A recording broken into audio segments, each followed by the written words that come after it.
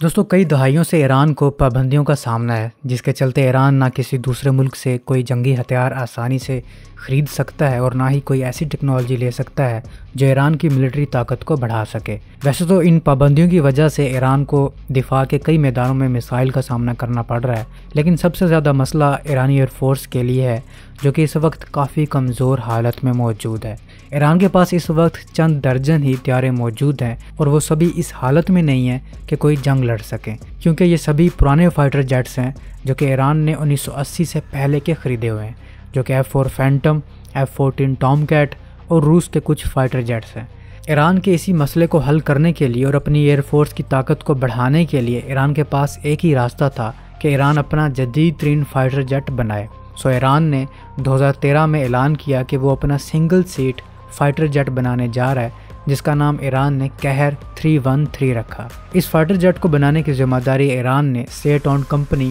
Iran aviation industry organisation کو دی، جو کہ ایران کے لیے سول اور ملٹری ایئر کرافٹ کے پروڈکٹس مینوفیکچر کرتی ہے۔ اس ایئر کرافٹ کے اگر ڈیزائن کی بات کی جائے تو اس میں کینارڈ ونگز کی کانفیگریشن کی گئی اور ایز اے اسٹیلتھ فائٹر اسے ڈسکرائب کیا گیا۔ اس کا ریڈار سگنیچر کافی لو رکھا گیا، لو الٹیچیوڈ پر بھی آپریشن کرنے کے قابل بنایا گیا۔ اس کو ایسے ڈیزائن کیا گیا کہ یہ 2000 پاؤنڈ کے bombs, multiple smaller smart guided missiles یا 6 PL-12 type air to air missile carry کر سکے۔ اس میں downward wing type device رکھی گئی جو کہ اس کی ایفیشنسی اور ڈریگ ریڈیوس کرنے کے کام آتی ہے۔ اس ایئر کرافٹ کا ڈیزائن فلائٹ گلوبل کے مطابق امریکہ کے بوئنگ برڈ آف پرے کے پروٹوٹائپ سے مطابقت رکھتا ہے، جو کہ 1999 میں امریکہ نے بلیک پروجیکٹ ایئر کرافٹ کے تحت ڈیزائن کیا تھا، جو کہ اسٹیلتھ ٹیکنالوجی کے ڈیمو کے لیے تھا، لیکن یہ اس سے بھی زیادہ امریکہ کے لاکہیڈ ہیو بلو سے مطابقت رکھتا ہے، جو کہ امریکہ کا ایک کنسیپچول اسٹیلتھ فائٹر تھا جسے F117 میں ڈیولپ کیا گیا تھا۔ اس ایئر کرافٹ کی سب سے مین چیز اس کا انجن ہے،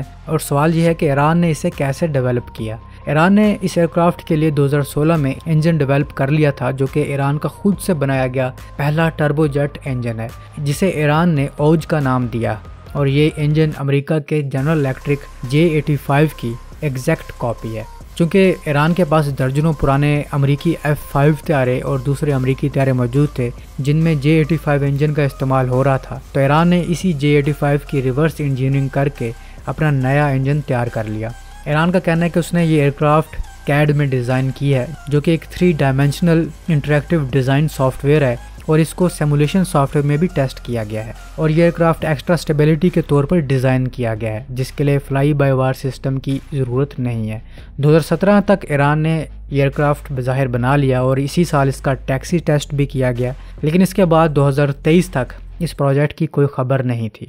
لیکن 2023 کے شروع میں ایران کی ڈیفنس منسٹری اعلان کرتی ہے کہ ان کا فائٹر جیٹ قہر 313 ٹیکنیکلی میچورٹی پر پہنچ چکا ہے، اور ہم اس پر ری ورکڈ کر رہے ہیں اور اسے اب مینڈ فائٹر جیٹ کی بجائے ان مینڈ فائٹر جیٹ بنا رہے ہیں، یعنی اب اسے ڈرون فائٹر جیٹ بنایا جا رہا ہے، جیسا کہ آپ دیکھ سکتے ہیں ترکی کا کیزل علما فائٹر جیٹ ہے۔ ایران نے اعلان کیا تھا کہ وہ ان مینڈ فائٹر جیٹ بنا رہے ہیں اور اس کی ڈیلیوری 2024 کے مڈ میں ہو جائے گی، لیکن 2024 بھی ختم ہونے والا ہے، اس فائٹر جیٹ کے بارے میں کوئی خبر نہیں ہے۔ 2017 کے بعد سے یہ نظر تک نہیں آیا، جس کی وجہ سے اس ایئر کرافٹ کے قابل عمل ہونے پر بھی بہت سی شکوک و شبہات ہونے لگے ہیں۔ اس ایئر کرافٹ کی ڈیولپمنٹ سٹیٹس کے حوالے سے کوئی آزادانہ ویریفیکیشن موجود نہیں ہے۔ کچھ مبصرین کا خیال ہے کہ یہ ایئر کرافٹ تو ایک دھوکہ ہے، یہ ایک فیک ایئر کرافٹ ہے۔ ایران سے باہر بہت سی میڈیا سورسز کا کہنا ہے کہ ایران نے جو ایئر کرافٹ بنایا ہے یہ اس پرفارمنس اور اس سکیل کو میٹ ہی نہیں کر سکا جو ایران نے خود سیٹ کیے تھے۔